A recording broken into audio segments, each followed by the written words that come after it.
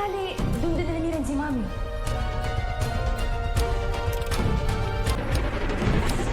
Nang mapagtanto ni Renz na wala na sa bulsa niya ang phone niya, na saktong paglingon niya ay nakabukas ang bintana ni Rose na nakafocus pa kay Renz ang cellphone niya na kinatakot ni Sandra kay nagsisisigaw ito na agad namang tumakbo si Renz kay Rose. Giniit ni Rose sa anak niya na kailangan na nilang tumawag ng pulis habang nagtago siya sa likod ng pintuan. Hindi niya pinatay ang cellphone na hawak niya na agad siyang tumakbo nang mabuksan ni Renz ang pinto, pero dahil sa mahina na siya ay agad siyang nahabol ng binata at inagaw ang cellphone kay Rose. Nagsisisigaw siya habang nakikiusap kay Renz na ayaw na niya doon, habang umiiyak naman si Sandra na pinapanood niya ang mami niya na awang-awa siya pero wala siyang magawa. Nagmakaawa din siya kay Renz pero pinatayan siya ng cellphone ng binata.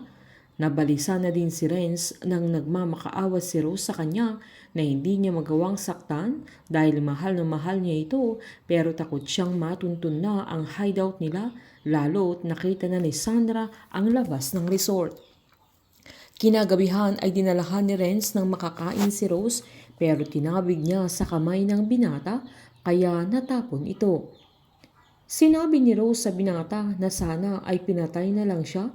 Agad namang sinabi ni Renz na ganun na talaga kasama ang tingin ni Rose sa kanya. Sinumbat naman ni Rose na sa likod ng lahat ng mga ginawa ng binata na pinaliwanag naman ni Renz na galit siya sa kanya pero mas nananaig pa rin ang pagmamahal niya at naniniwala siyang mananaig din ang pagmamahal ni Rose sa kanya. Pinamukha naman ni Rose na kung mamamatay na siya ay ayaw niyang nakakulong siya, kundi ang gusto niya ay makasama niya ang mga taong nagmamahal sa kanya at mga taong mahal niya. Agad namang sinabi ni Renz na siya yun at gagawin niya ang lahat para madugtungan pa ang buhay ni Rose. Nang magkasama naman sila Gwen at Sandra, ay tinanong ni Gwen kung familiar sa kanyang ate ang lugar na pinakita ng mami niya na hideout nila, na agad naalala ni Sandra na parang nakita na niya ang lugar na yun, kaya agad-agad silang pumunta sa apartment ni Rose at tinignan ang mga album na nagbakas sakali silang makahanap sila ng clue sa mga pinupuntahan ni Renz at Rose, pero nagulat sila nang may nagbukas ng pinto na sakto namang pumunta si Renz doon, kaya nagtago sila at lihim nilang susundan ang binata. Pagbabayaran na nila Christina at Renz ang mga kasalanan nila.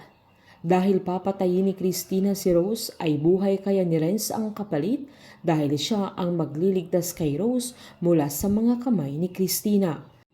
Painit ng painit ang mga tagpo, sabay-sabay po nating subaybayan ang advance episode at ang huling 4 na gabi ng Unbreak My Heart dito po sa aking channel.